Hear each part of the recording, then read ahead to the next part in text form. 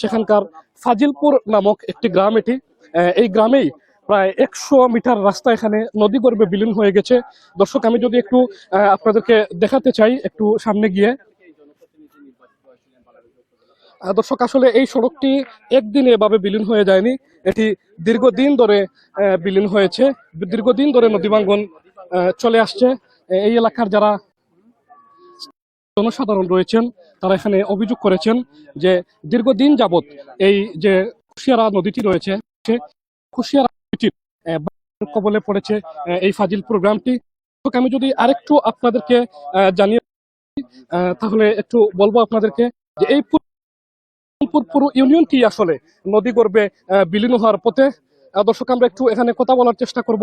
বালাগঞ্জ উপজেলা পরিষদের সাবেক ভাইস চেয়ারম্যান জনাব আলী আসগর এখানে আমাদের সাথে রয়েছেন। আসগর ভাই, আপনি একটু আমাদেরকে জানাবেন যে এই নদী বিষয়টি সম্পর্কে কিভাবে কি হলো বা কখন হয়েছে ঘটনাটি।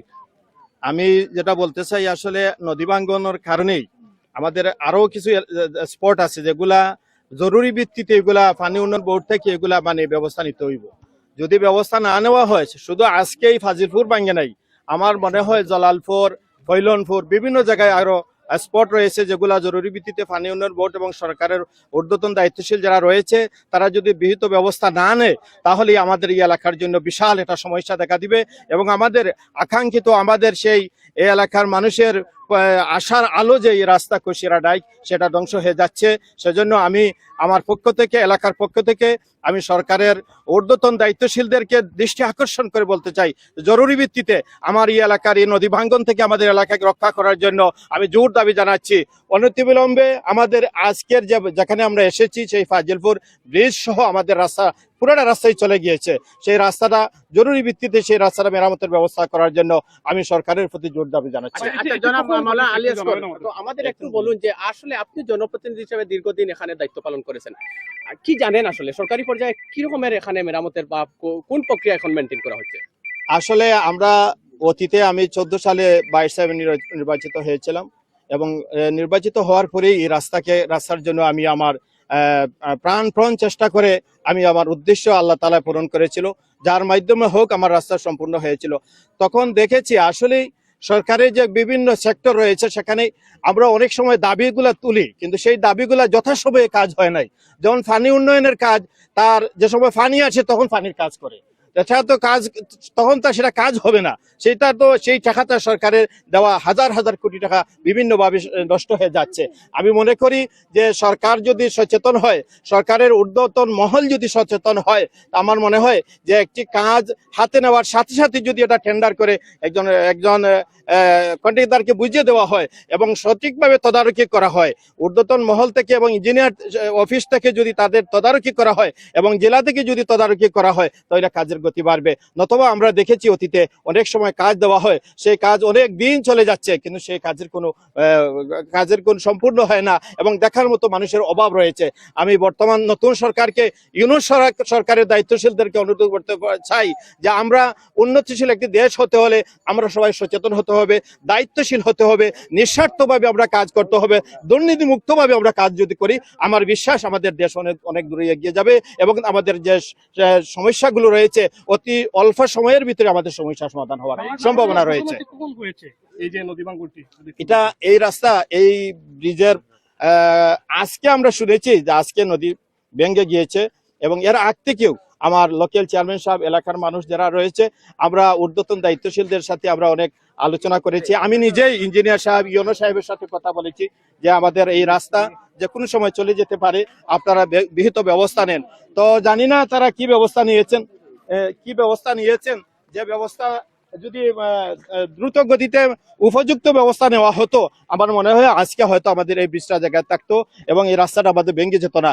আমি মনে করি আজও যদি আবার এই মানে গৃহীত বা দায়িত্বশীল হয়ে যদি উপযুক্ত কাজ করা হয় আর সঠিকভাবে কাজ করা হয় তাহলে আমাদের এই ভাঙ্গন থেকে আমরা রক্ষা পাবো।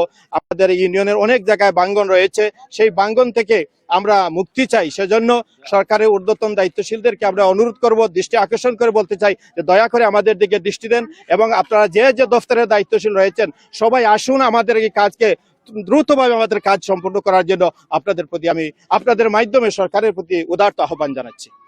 আপনাকে ধন্যবাদ। আমরা একটু স্থানীয় একজন রয়েছেন, ওনার সাথে একটু কথা বলতে চাই। আসলে আপনি তো এখানকার স্থানীয়, আপনি একটু আমাদেরকে জানাবেন যে এই যে ভাঙ্গন, এটি আজকে কখন হয়েছে বা কতদিন ধরে আপনার এই ভাঙ্গনের শিকার হচ্ছেন এই ইউনিয়নের মানুষজন? গতকাল রাতে আমরা দেখতে পাচ্ছি, আমরা সরাসরি সরেজমিনে এসে দেখেছিলাম যে এখানে আগের ভাঙন ছিল, কিছু ভাঙন ছিল এখান, এই যেহেতু এখন নদীর পানির স্রোত যত সময় যাচ্ছে পানির স্রোত তত বেশি বাড়ছে। এই পানির স্রোতের কারণে আমাদের এই আগের ভাঙন যেটুকু ছিল সেটুকু আরো দীর্ঘ হয়েছে আর কি। কি পরিমাণ ক্ষতি হয়েছে এটা কি বলতে পারবেন? বা স্থানীয় কোনো বাড়ি ক্ষতি এখন তবে সম্ভব বাড়ি, আমার মনে হয় যে আজকে রাতের ভিতরে এই বাড়িটাও সম্ভবত নদীগর্ভে বিলীন হয়ে যাবে। আপনাকে ধন্যবাদ। দর্শক, আপনাদেরকে একটু আমি দেখাতে চাই, একটু সামনে গিয়ে। আসলে সামনে যাওয়া যাচ্ছে না, খুবই ভাঙ্গা। আপনারা দেখতে পাচ্ছেন আসলে বালাগঞ্জ উপজেলা সদর থেকে শেরপুর যাওয়ার যে একমাত্র রাস্তাটি, আসলে দর্শক এই রাস্তাটির কোনো বিকল্পই নেই। আজকে সকাল থেকে এখানে যান চলাচল বন্ধ রয়েছে, যে কারণে এই এলাকা থেকে যারা শেরপুর বা মৌলভীবাজারে যান, সিলেট শহরে যান, তাদের যাওয়া আসাটাও খুবই কষ্টকর হয়ে দাঁড়িয়েছে। দর্শক, আপনারা এখানে দেখতে পাচ্ছেন একটি বাড়ির পাশে একটি বৈদ্যুতিক খুঁটি রয়েছে। যারা বিদ্যুতের যারা কর্মী রয়েছেন, তারা এই বিদ্যুতের খুঁটিটি এখান থেকে সরানোর চেষ্টা করছেন।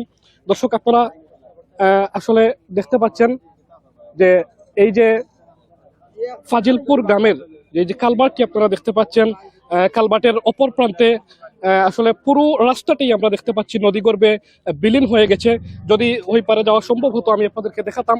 দর্শক, এই যে কালভার্টটি রয়েছে, সেই কালভার্টটিও পুরোটাই নদীগর্ভে প্রায় দেবে গেছে। আসলে যদিও কোনো মানুষের এখানে ক্ষয়ক্ষতি হয়নি, তারপরও এই যে একটি বাড়ি আপনারা এখানে দেখতে পাচ্ছেন, আমি যদি একটু দেখানোর চেষ্টা করি আপনাদেরকে, একটি ইটের বাড়ি রয়েছে এখানে। এই বাড়িটিও প্রায় একটি ঝুঁকিপূর্ণ অবস্থায় রয়েছে। দর্শক, আপনাদেরকে জানাচ্ছিলাম বালাগঞ্জ উপজেলার পূর্ব পৈলনপুর ইউনিয়ন থেকে এই নদী ভাঙ্গার সর্বশেষ খবর। দর্শক, আশা করি সংশ্লিষ্ট কর্তৃপক্ষের নজরে পড়বে এই রাস্তাটি, এবং তারা অচিরেই এই রাস্তাটি মেরামতের জন্য তাদের ঊর্ধ্বতন কর্তৃপক্ষের সাথে কথা বলে ব্যবস্থা গ্রহণ করবেন। Tarek Ahmed, NTV online, Balaganj.